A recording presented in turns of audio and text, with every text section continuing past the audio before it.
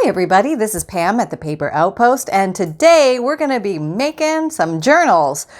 This is going to be a relatively quick and easy way to make a basic journal, and we're going to start making the cover. And I'm going to show you a technique that I used way back when I didn't have a lot of supplies and I just used what I had available to me. And I thought I'd show you over time many different kinds of journal covers and ways to construct journals. There's a million ways to do that. But this is the way I actually started with early on in the beginning.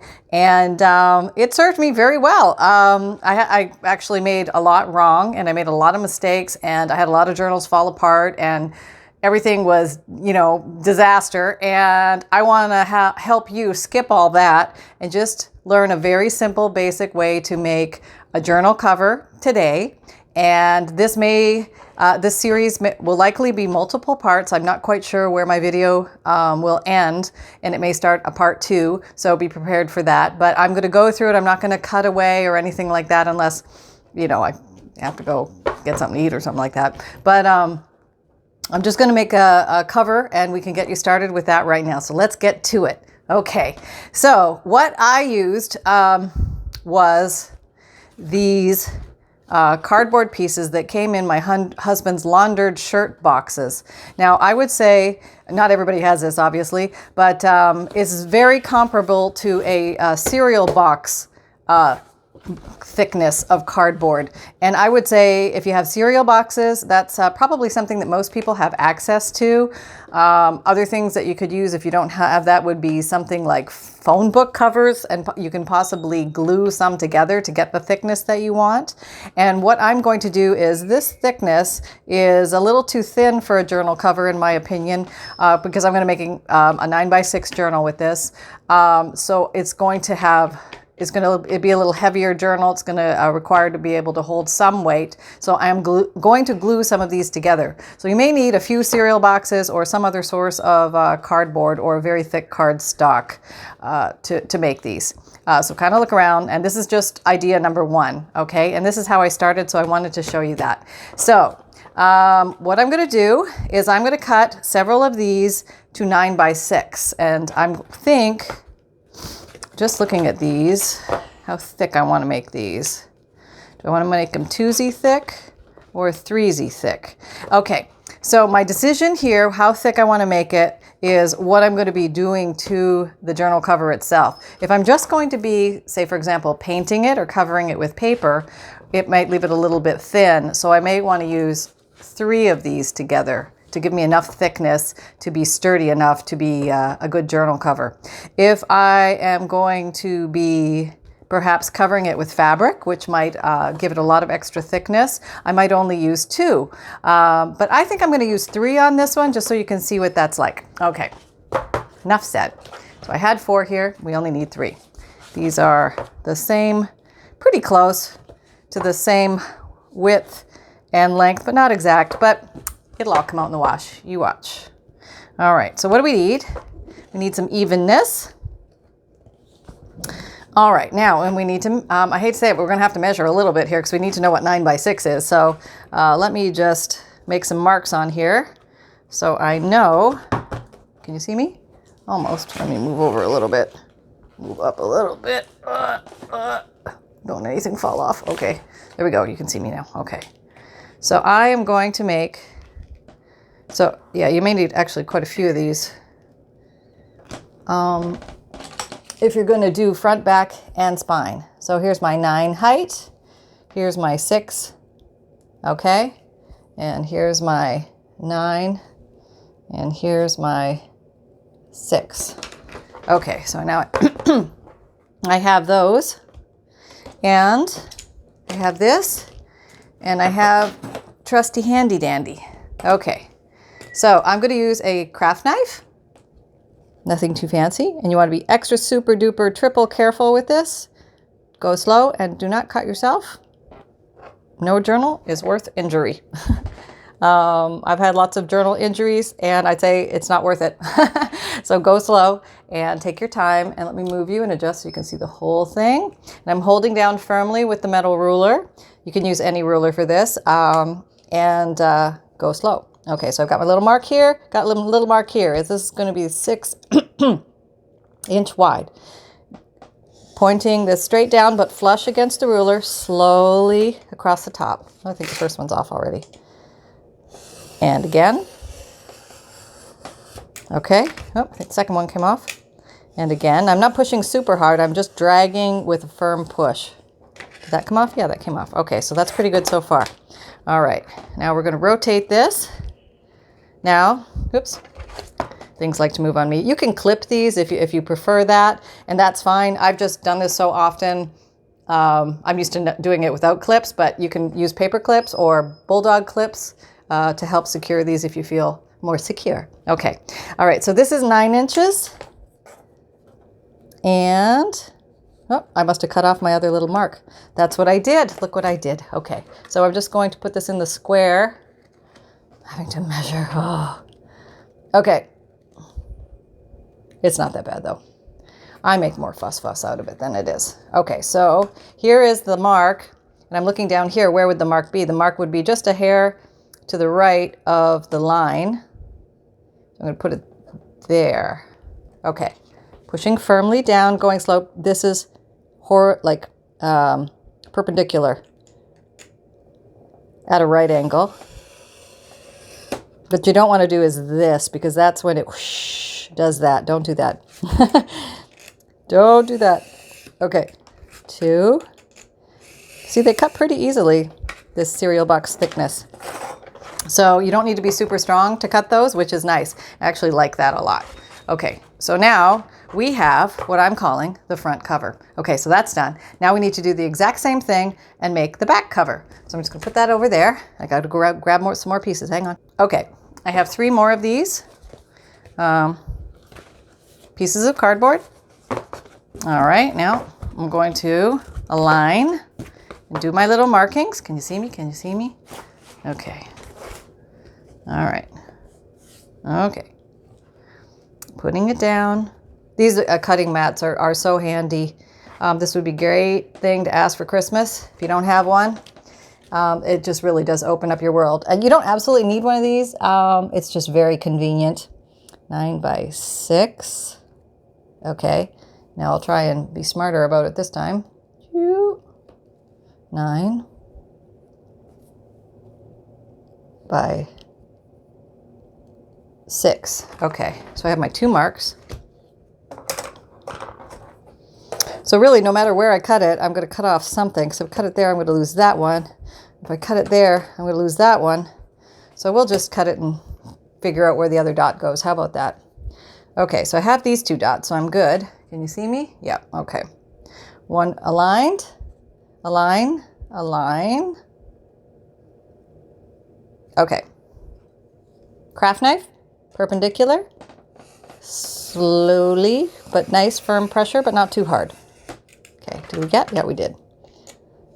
All right, going slow, firm, but nice, even pressure. Very nice. This is not too hard to cut. That's why it's kind of fun to work with this stuff. Nothing like a good old cereal or cracker box. If you have a big cracker box, that'll work too. Okay, so now I'm rotating, and I'm just going to align myself up on a square here. And so I know this one is just a little lower than the line. So I'll put that line there. I'm following this line here. And I know this is square here, so this has to align here. That's why these are handy. Okay. And we are down, 2. After you do those for a bit, ideally, there we go. All 3 should be cut just like that. So it's pretty easy to cut. Save all this stuff because you might need it for the spine. So I think we're going to have enough for the spine there. Okay. So now we have 3 pieces here, and that's going to give us nice thickness for the back. Okay. So we have front and back covers handled. And now we're going to do the spine. Now we want, I believe in strong spines, and because they're going to bear the weight of your signatures. And you know me, I like to extra load my signatures up. So I really want to make sure my spine is super strong and it can handle the weight and it's not going to crack or do any goofy things that it's not supposed to do. Okay, so I think with you guys, what I'm going to do is I'm going to make a 1-inch spine. And that's going to allow us to put 3 very comfortable signatures in there. And you can either leave them naked or load them up. There's going to be plenty of room to do either and it's going to look great. Okay, here we go. Now, we need some 9 by 1s. Okay, so we have to have at least 3 thick because that's the thickness of the covers. And so that's what we're going to cut. So let me just measure this. Got to get my 9. Can you see me? Yeah, okay. Got my 9 height. And now I need my 1 inch. I need my 1 inch width. Okay, there we go. Okay, aligning everybody. Of course, nothing's ever exact, but pretty darn close is pretty darn close and it's going to work just fine. Don't sweat about it too much, okay? All right. Get your handy dandy ruler. It's just known as ruler today and not tearing ruler because we're not tearing anything. We're just using it to align. And the longer ruler does help in this regard because it just covers the highs and the lows of your journal. Now, obviously you can make smaller journals. They don't have to be this dimension. This is just, you know, I came up with this because when you fold an 8.5 by 11 paper in half, it sort of fits very nicely in a 9 by 6 cover, especially if you like to embellish the edges a little bit. So that's kind of how that size came about. Probably standard journal is a little bit smaller than, probably more like 8.5 or 8 by 5.5. But yeah, I like them a little bigger. So pick whatever size you like and go with that. Okay, so I'm aligned. Same process. Going slowly, especially with smaller pieces. You want to go slower because sometimes the paper can move and you don't want that. So slower keeps everything safe and not moving. Okay, I got 1 or 2 off now. Okay, keep going.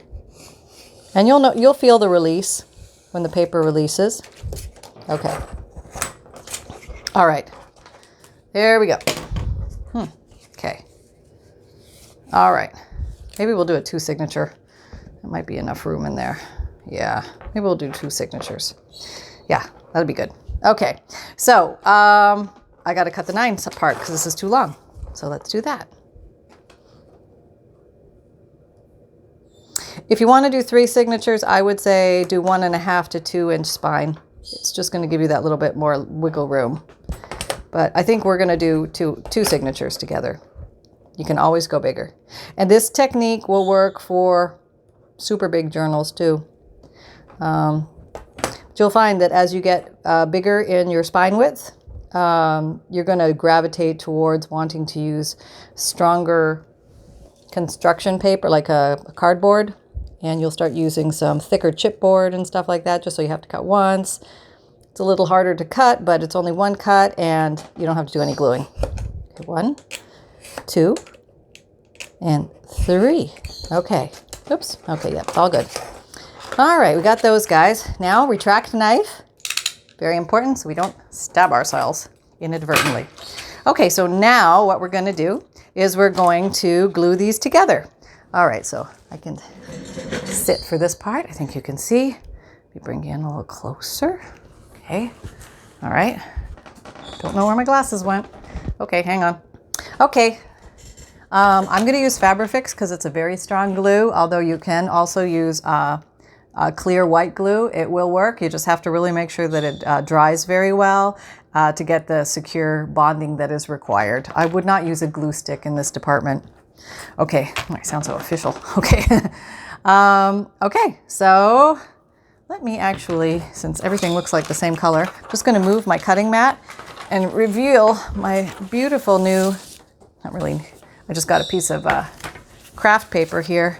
I thought it'd be easier for you guys to see what I'm doing. Now you have a choice. You can put cardboard sides together and then cardboard to whitey or finished side. Doesn't matter. It'll all work. Okay, so don't sweat about that. The greatest adherence will be cardboard to cardboard, just because it's a rougher, porous connection, and that will be super strong. This will be strong, just not as strong when you put slippery side to cardboard, but it'll be just fine. Okay, all right. I'm going extra slow here because I just want to make sure everybody gets this, because once you get basic cover construction, you're as good as gold. Then you can just go to town and have fun. And you're going to find your own way of doing this. It's not going to be, you'll try my way maybe, and then you'll branch off and go, oh, why didn't you just do this? And that's exactly what happens with everybody. We all find our own little favorite way of making a basic journal, and you got to do what's comfortable for you. Okay. All right. I'm just doing zigzags of Fabrifix, and it's good to get the edges. I would say average amount of glue is just fine. Okay. And now I'm scorching, adhering.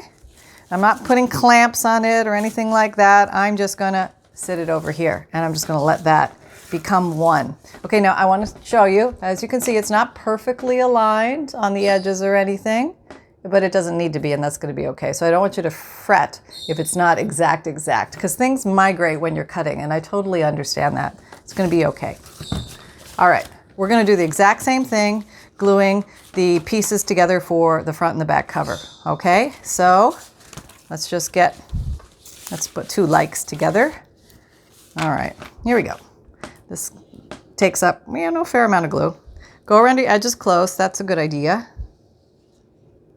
And then you can do the big X. Oh, I wore the wrong shirt tonight, boy. It's going to go right through my glue. Okay. And just get the basic, put lots of glue on. That's what I'm trying to say. Put lots of glue on. All right. Now, just do this one. Go like this and do the mush. And basically, Fabrifix is very forgiving glue. You do have a few seconds to realign. I like to table tap to get things aligned. That works really well. And just go around and really squish the edges together, because that's always nice when they're together. And you can maneuver a little bit if you need to, slide them around a little bit if you need to, that's okay. And then we're just going to slap the third piece straight on. There will be some flex to this cover. It's not a super solid cover. If you want super solid, you have to keep going with the thickness. And if you're getting to that point, you may want to consider switching to the thicker chipboard, which I will do one in another video with that, so you can see what that one's like. Or you may want to switch to using an actual repurposed book cover, because they already have an official book board in them. And, why not reuse what's already there? You don't need to reinvent the wheel. If you really want to get on with it, just repurpose a book cover. And that was actually my plan. I was going to show you that tonight, but do you think I could find an available book in the house? Apparently I have gutted all the available books, and my husband has a few books laying there, but he's out of town, and I don't want to gut a book of his without asking. So, and he's in a meeting right now, so I can't ask him in another town. So I would, if you don't have a book, the easiest place to get a book for $1 is go down to the dollar store. They always have some hardcover books there for sale for $1, and you can get a book. Or you can go to garage sale and get one for 25 cents or something like that. Or just ask your neighbor, hey, you got any old books you don't want anymore? Bet they do. Okay, and put it to good use. And look at all the book pages you're going to have to play with. Oh my gosh. Okay, so I'm squeezing. Okay, little hand tool here, and a little roundabout. Very good. Okay, so we got that one very easily. Did we? No, we still got one to do. Okay, and we're going along here. All right, so we're going to do exactly the same thing. I'm just going to go around quickly because you already saw this, and doing my X and doing some swirlios. Yeah, swirlios. There we go. That kind of gives you good coverage. Almost looks like a spider web. Getting the corners, very important, okay? You're just going to be happy you did, because then it's not going to come apart at the corners. Okay. And there are little repairs for that if you have a corner coming apart. We'll go over that. Okay. All right, that's nice. Okay. All right, good. Checking. I'm not worrying about that. See how that's not exactly matching. That's okay. I'm not sweating about it. Okay, I'm carrying on. And now I'm going to put one more on top. This is going to be the odd man out. Okay, okay, okay, okay. The big X, not a K. And round spiderweb we go. Okay, get some more on the edges. Now the glue does ooze a little bit, so when you squeeze, even if you're not right at the edge, it should ooze to the edge, spread to the edge. That's what I'm trying to say. Okay, there we go.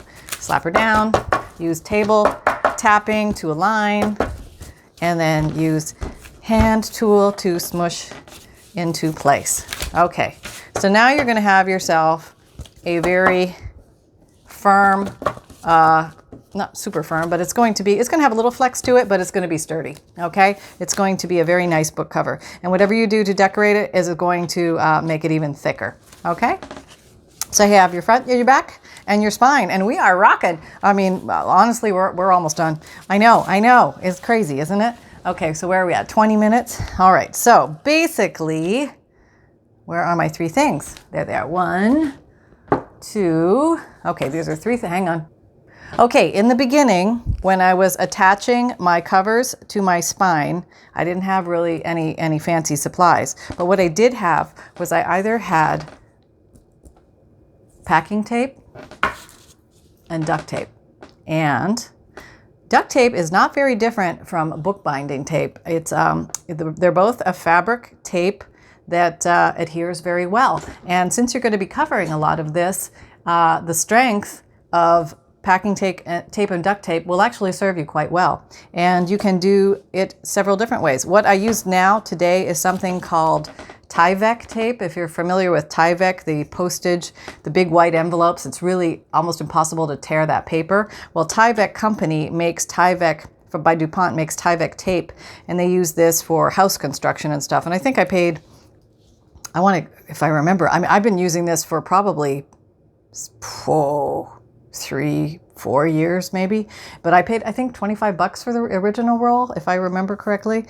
I'll try and find a link for that because I haven't bought it in so long because I just haven't needed to. But it's very thin but extremely strong tape. So this would be kind of where you might want to work towards someday, but this is not necessary at all. This is like overkill. But these will work just fine. And your other best friend is going to be material. Okay, that's going to also give you strength of in your spine to hold it together. Okay, so I think what I'm going to do is maybe I'm going to make one with some packing tape and some duct tape just so you can see how I do this. Okay, so I haven't really declared what is the inside or outside, but I think I'm going to declare this is the inside. And I am just going to find the end of the packing tape. All right, so basically the way I do it is I leave about 1/4 of an inch between the spine and the cover pieces. And there's just a little bit of glue oozing out on these, so it's kind of holding them in place, which is really handy. And you want to, again, get it pretty darn close. If it's not absolutely exact, again, don't fret about it. It's going to be okay. All right. So what you want to do is pull out a piece and cut it with your teeth. No, you probably shouldn't cut it with your teeth, but, and we're just going to put that down. Okay, and what that is, that's our anchor. Okay, now that's going to keep everything in place, and we're going to be all happy pants with that. All right, so nobody's going to run around now, okay? But what I like to do, I don't like to, this only hangs over a little bit on either side, but I want more security than that. So I'm going to put another piece here and another piece here, and that's going to really cement that puppy down so it's not going anywhere, okay? Okay. Okay. Okay, probably shouldn't use your teeth, but I do. Okay, so I am going to maybe overlap this guy, I could say about 1/2 inch. And that gives me comfort and security that he's anchored well. And this one may or may not even go all the way to the top and bottom, but as long as he is there, I'm very happy about that. Okay, we'll do the same thing here. I'm building my strong base about 1/2 inch over. Okay, there we go. All right, and you can take a bone folder and do this, which is fine. Okay. All right, now we're going to test a little bit. I'm a little stuck because of the glue. But okay, so now I have this. And this opens and closes very nicely. You're not going to get that crack. I don't know if you've ever tried to make a journal and you get the crack. You know exactly what I mean. It usually means everything here is too tight and too bunched up, and it's not happy. Or you've used paper to put across here, and the paper is cracking as you're opening and closing it. And paper it's just because there's too much wear and tear on that particular spine that don't use paper for your initial strength. You can use paper and decorative stuff afterwards, but actually on this piece, I recommend to use a piece of material because material is going to flex, it's going to give, plus it also gives you strength. So that's what I'm going to guide you towards. It's not an absolute, it's just the example I'm showing today. Okay, so now we're going to flip over this puppy.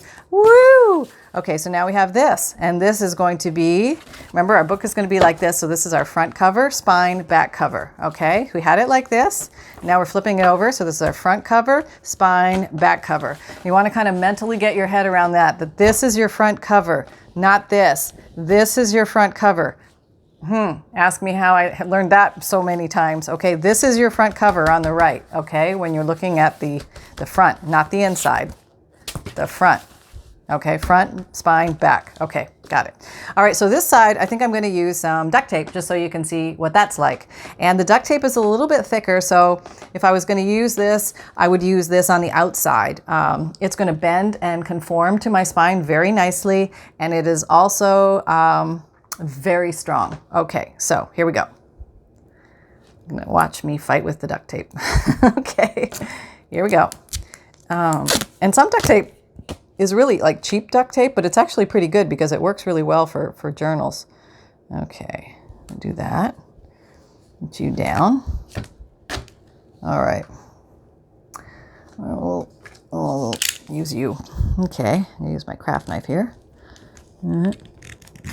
Okay, that was pretty good. You could use scissors or tear it, whatever you like. Okay, there we go. Retract. Okay, putting that down. And we're just building a very, very strong spine between our covers. Okay, so now if you want extra super crazy security, you could totally go ahead and put more down here. And I think I'm just going to show you that so you can see what that's like. I feel with 2 signatures, this is probably sufficient, but I want you to feel extra secure and not be afraid that your book's going to fall apart. So go ahead, or if you feel that way, you put a little bit more down either side. Reinforcing is only going to help you. It's not going to hurt you. It's okay. It's just going to make it a little thicker to poke through when you're actually punching the holes to put your signatures in of this particular style. And let's just do it. Okay, enough yapping. And you'll find actually that covers, you can make these pretty fast. I'm taking a long, slow approach here because I really want you to see this. Okay, let's do that. Maybe 1/2 inch over. That's good. Okay, try not to get any lumpies. And if you do, don't sweat about it too much. It's going to be all right. Okay, it's very forgiving. And okay, I'm a little short. I'm just going to go back and I'm going to put in the little missing piece. That's all I'm going to do. See, no big deal. No fretsies. Go to the top. All right, so that's good. Got that? Can you, oh, you can't see that, sorry. Just let me know. Just holler and say, hey, I can't see. Excuse me, can you please realign? Okay, and let's do it one more time. And I need about that long. Okay. Boy, this is very easy tear. Duct tape, I'm stuck in here, help. Okay, about 1/2 inch over. Laying down, and okay, we're just a smidge long on that one, but we'll deal with that. Going in here, doing that. You can also do that fancy move, you know, with the end of your scissors, something like that. Go along in there. You can do that. You can get a butter knife. Oh, that looked lousy. Don't do that. Okay. Oh, I gotta fix it. Okay. Don't do that. Do it right. Okay. Just realign. Realign. Okay, see, got it back up. Now we're just gonna flatten it out with the finger tools. Okay. There we go. There. Okay, we're in. Good. Okay, now we go along here. Make our little divots. Inside, divots, divots. Now, this is not a bad idea just for references so that you can remember. Front, inside, back, inside. Okay. And this is front, outside, back, outside in pencil. Okay, very lightly. All right, so just doing that, just doing that. Okay, I would probably come along here and just trim this off. Oh, I'm gonna go right through the paper with that. Nope, don't wanna do that. Retreat.